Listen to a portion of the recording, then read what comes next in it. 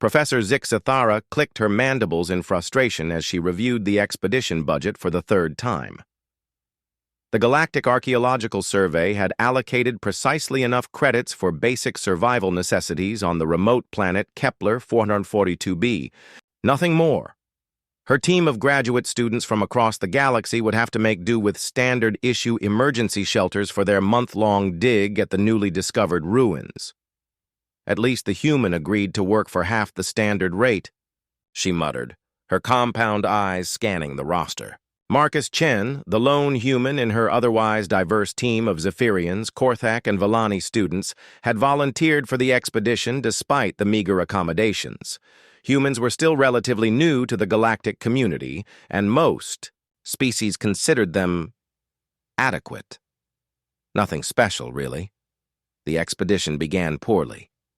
Kepler 442b's weather systems proved more volatile than the surveys indicated, with temperature swings from scorching days to near-freezing nights. The acid rain that fell every third day made the standard shelters leak, and the ground trembled constantly from seismic activity. Chen. Professor Zixathara approached the human on their second day as he examined the pitiful collection of emergency shelters that barely kept out the wind. I need you to construct something basic, just 4 walls and a roof that won't collapse. The prefab units are insufficient. Marcus nodded, pushing his dark hair from his eyes. I'll see what I can do, Professor. What happened next defied every assumption the expedition members held about human capabilities. While the other students huddled in their leaking shelters, Marcus worked with an intensity that puzzled his alien colleagues. He didn't just gather. The local stone, he analyzed its composition, testing load-bearing capacity and thermal properties. He didn't simply stack rocks. He quarried them with precision, shaping each block to fit perfectly with its neighbors. By the end of the first week, what had started as a basic shelter began to resemble something far more substantial. Marcus had excavated a foundation that extended deep into the bedrock, well below the frost line. The walls rose in carefully calculated angles, designed to deflect both wind and the acidic precipitation. Chen, Professor Zixathara observed as she watched him install what appeared to be a complex drainage system.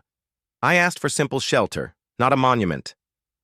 Just making sure it's stable, Professor, Marcus replied, not pausing in his work. Wouldn't want anyone getting hurt.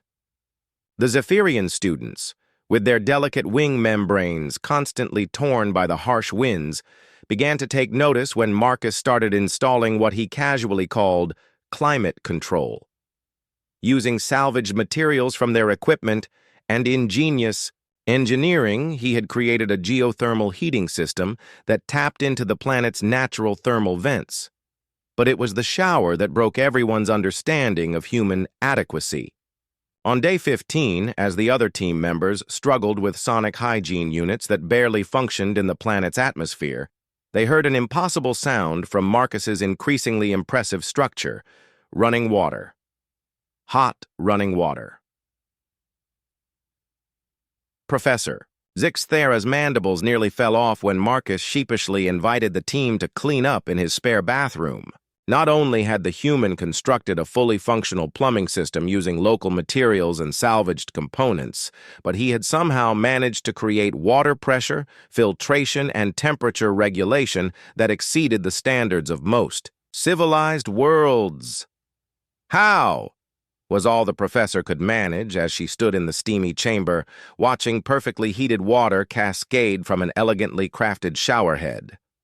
Marcus scratched his head, genuinely puzzled by the attention. Well, the thermal vents made it pretty straightforward. I just needed to regulate the flow and filter out the minerals. The hardest part was getting the pressure right. The fortress, for that's what it had become, now housed the entire expedition, in comfort that none of them had expected to experience on a frontier world. The structure featured multiple rooms, each climate-controlled and weatherproofed. There was a common area with furniture Marcus had crafted from local materials, a fully equipped workshop, and even a small greenhouse where he was experimenting with hydroponic food production. Professor Zixathera found herself filing daily reports to the survey headquarters that read more like descriptions of a permanent research station than a temporary archaeological camp. The humans' simple shelter had become the most advanced field facility the survey had ever seen built with such limited resources. "Professor," asked Vex, one of her Korthak students, his rocky hide still dripping from his third hot shower that day, "why didn't we just hire a team of humans for the construction?" Professor Zixathara clicked thoughtfully as she watched Marcus install what appeared to be a primitive but effective air filtration system in the sleeping quarters. The human was humming something called a work song while he calibrated the atmospheric processors. "I don't think we could afford a team of them," she admitted. "And honestly, I'm not sure the universe is ready for what happens when humans decide to build something more ambitious than adequate shelter." Outside, the acid rain pelted harmlessly against Marcus's fortress walls, while inside, the expedition team enjoyed their second week of hot showers, climate-controlled comfort, and the strange human luxury of feeling completely secure in their temporary home. Professor Zixathara made a mental note to request human engineers for all future expeditions, and perhaps increase the accommodation budget significantly. After all, if this was what humans called basic, she couldn't imagine what they might accomplish with actual resources.